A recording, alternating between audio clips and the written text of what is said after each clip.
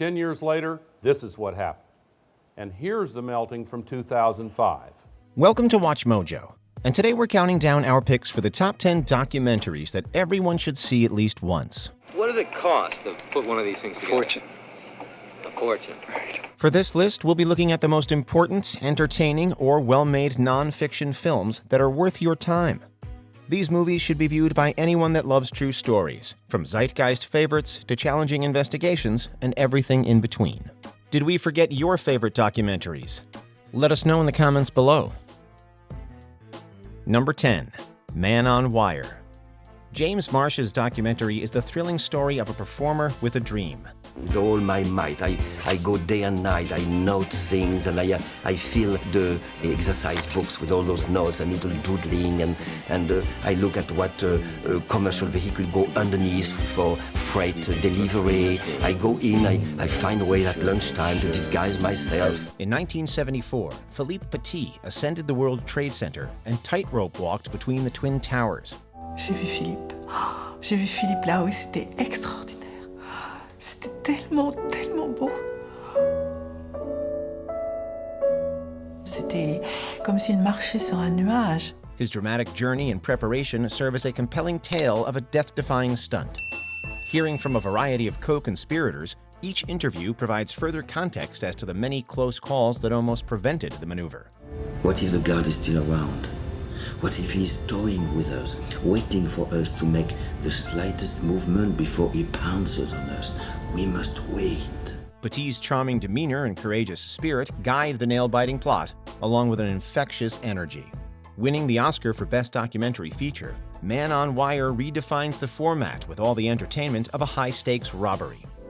To refuse to taper yourself to rules, to refuse your own success, to refuse to repeat yourself, to see every day, every year, every idea as a true challenge, and then you are going to live your life on a tightrope. Number 9.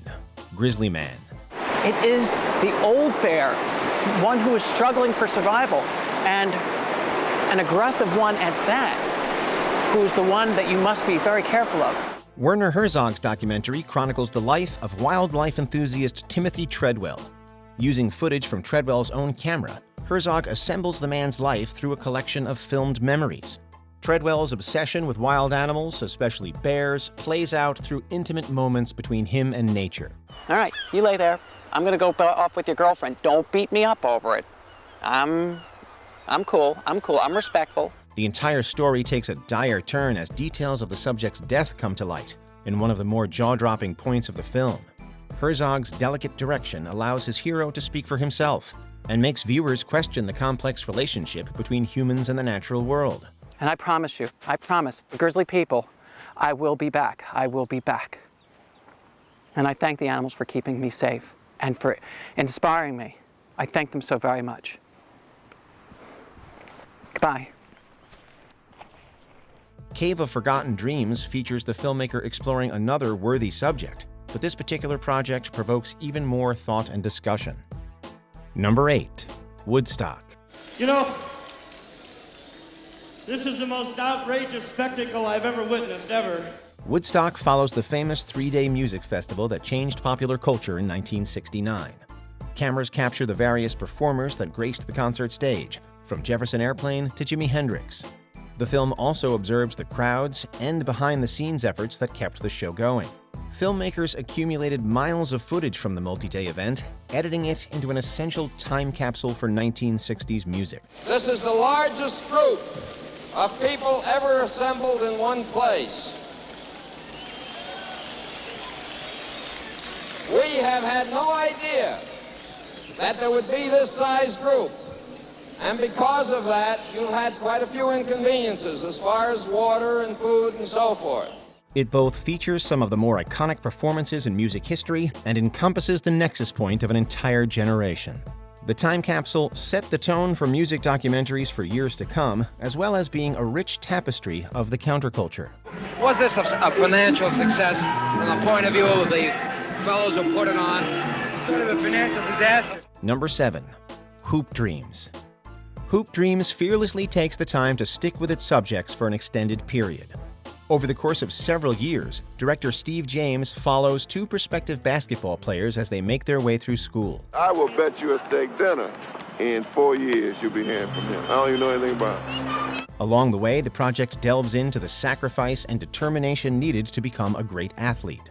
James and his crew entrenched themselves in these players' lives, absorbing details about their family life and personalities that are as compelling as any fiction film. So you just barely getting by again? No, you gotta say that.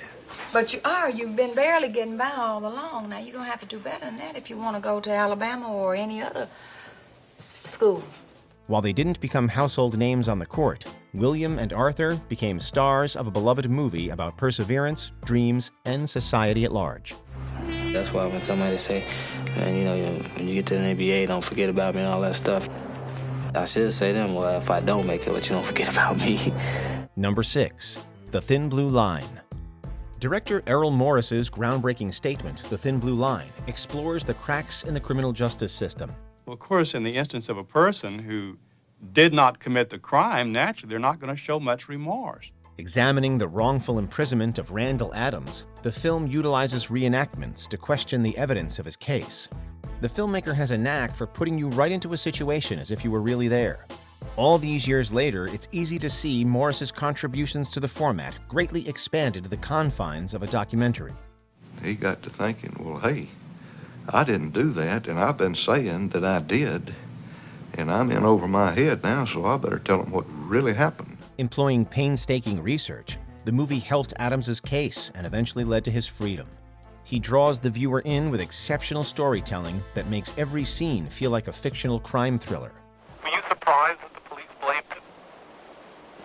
I didn't blame him. I did. Number 5. Paris is Burning.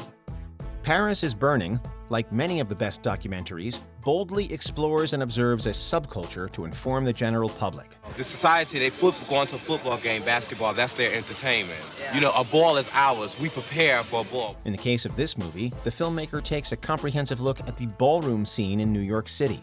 Interviews reveal the lives of major players in the movement, describing their lives as artists in the LGBTQ+ community. This is white America. And when it comes to the minorities, especially black, we as a people for the past 400 years is the greatest example of behavior modification in the history. Many of the balls showcase the tremendous talent and one-of-a-kind performance skills of the various members. Providing an important statement on the lives of marginalized communities, Paris is Burning is also a joyful expression of life and art. You don't have to bend the whole world. I think it's better to just enjoy it. Number 4. 13th. Ava DuVernay uses the 13th Amendment as the foundation for an engaging argument for civil rights and criminal justice reform. The 13th Amendment says that, hey, except for criminals, everybody else is free. Well, now if you're criminalized, that doesn't apply to you. Encapsulating a vast array of historical information, the director manages to convey a compelling thesis for the lingering effects of slavery in America. An impressive slate of interviews guide the viewer through a richly told lesson about the ongoing racial divide in the country. It's about rehumanizing us as a people and us, right, as a people. DuVernay's talent for storytelling allows her to construct a film that never feels heavy-handed, impenetrable, or boring. Instead of pushing viewers away, the director encourages them to engage with the material and come away with a better understanding of the prison system and mass incarceration in the U.S. Prison industries have gotten so big that it's very difficult now to try and do away with them. Too much money out there, too many lawmakers that support it because they're being lobbied. So the public's got to stand up and take it back. It'll never get done if they don't. Number 3. Night and Fog. A decade after World War II, French filmmaker Alain Resnais created this documentary in memory of those lost in the Holocaust. Ces blocs en bois, ces chalets où l'on dormait à trois, ces terriers où l'on se cachait, où l'on mangeait à la sauvette, où le sommeil même était une menace. Aucune description, aucune image ne peuvent leur rendre leur vraie dimension, celle d'une peur ininterrompue. He put together archive materials from the 40s and juxtaposed it with new footage from the concentration camps in the 50s. Taking an unflinching look at the horrors of concentration camps, René reveals the extent of the violence perpetrated at Auschwitz and Majdanek.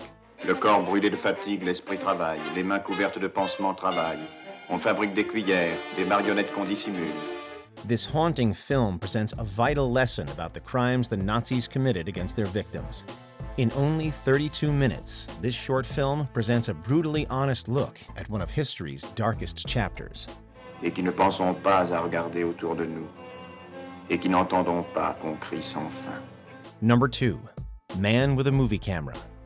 Dziga Vertov's Man with a Movie Camera ranks highly among both documentary and experimental films. Its pioneering use of camera and editing techniques makes it one of the first great achievements in filmmaking. Displaying the early advancements Russians made regarding cinema, Vertov's vision of everyday life in his country comes together in whirlwind montages and engrossing landscapes. There's no clear-cut story, but the endless sequence of images make a case for a narrative that transcends a beginning, middle, and end. The non-fiction adventure compels audiences to look deeper into the routines and work habits that make us all human. Before we unveil our top pick, here are a few honorable mentions. Harlan County, USA. The compelling tale of coal miners striking against a corrupt company in Kentucky. That we get a grievance procedure that has the right to strike in it so that we can fight the companies and win our grievances. An Inconvenient Truth. Al Gore's detailed climate change presentation began a new wave of environmentalism. This is what would happen to the sea level in Florida.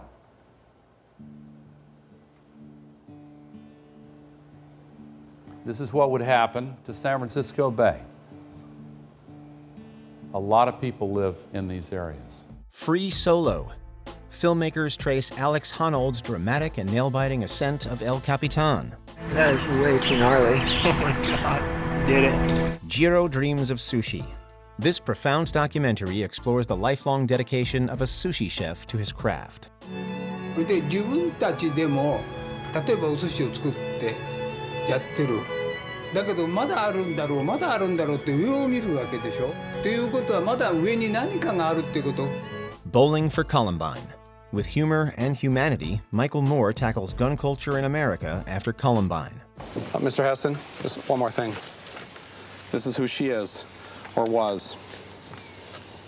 This is her. Mr. Please don't leave. Mr. Heston, please, take a look at her. This is the girl. Before we continue, be sure to subscribe to our channel and ring the bell to get notified about our latest videos. You have the option to be notified for occasional videos or all of them. If you're on your phone, make sure you go into Settings and switch on your notifications. Number 1. The Act of Killing. Kita coba buat melalui layar lebar, buat apakah sepertinya layar kecil lah, apa sebagainya lah begitu. Tapi kita harus tunjukkan. Joshua Oppenheimer directs this examination of the Indonesian genocide with a much different concept than a traditional documentary. Allowing the killers to do the talking, the filmmaker asks them to reenact their crimes in the style of their favorite movie genres. Ampun Pak. Mau dibukul? Jangan Pak. Mau dibukul? Tidak Pak. Berikan. Jangan Pak. Jangan siksa anak. Saya gendong. What begins as an intriguing experiment ends up becoming one of the more profound statements on violence ever put to film. Oppenheimer watches the perpetrators both gleefully recall their crimes and then start to question them. Tapi saya merasakan, Yos. Benar-benar saya rasakan. Atau saya itu apa dosa sama saya? Among the more important projects of its kind, the act of killing brings to light Indonesian history, as well as a much larger statement on the corruption of humanity. Check out these other clips from WatchMojo, and be sure to subscribe and ring the bell to be notified about our latest videos.